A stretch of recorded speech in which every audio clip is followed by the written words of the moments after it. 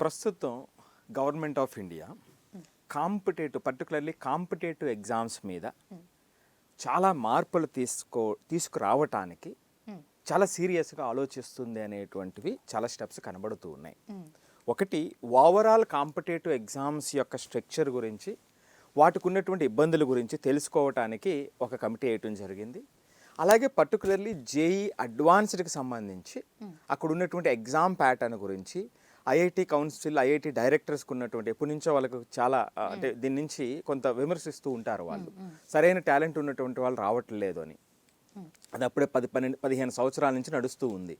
So దాని నుంచి కూడా ఒక సమూలమైనటువంటి మార్పులు చేసేటువంటి ఉద్దేశంతో పర్టికులర్లీ సెంట్రల్ గవర్నమెంట్ చాలా తీవ్రంగా ఆలోచన చేస్తూ ఉంది. స్వరూపం కూడా మారేటువంటి అవకాశాలు చాలా స్పష్టంగా కనబడుతున్నాయి.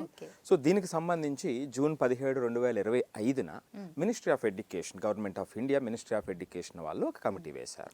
సో వీళ్ళలో చాలామంది అంటే సిబిఎస్ఈ డైరెక్టర్స్ కానివ్వండి, అలాగే ఎన్టీఏకి సంబంధించినటువంటి వాళ్ళు కానివ్వండి, ఇలా ఒక విభిన్నమైనటువంటి వ్యక్తుల్ని ఈ కమిటీలో వేయటం జరిగింది.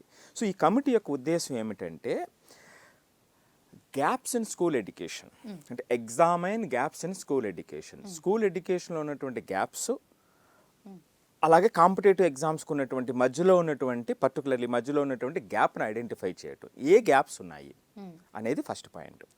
ద సెకండ్ పాయింట్ ఏమిటంటే the effectiveness and fairness of entrance examinations in India. So వీటి యొక్క ఎఫెక్టివ్నెస్ ఎంతవరకు ఉంది, వాటి ఫెయిర్నెస్ ఎంతవరకు ఉంది అనేటువంటి అంశం అనేటువంటిది రెండవది. పర్టికులర్లీ బేసికల్గా ఈ రెండు పాయింట్ల మీద కూడా కమిటీ వేయటం జరిగింది. సో ఈ కమిటీ ఏం జరిగిందంటే ఆగస్టు 26, 2025 అలాగే నవంబర్ 15, 2025 సమావేశం అవ్వటం జరిగింది. వాళ్ళు కొన్ని రికమెండేషన్స్ చేశారు.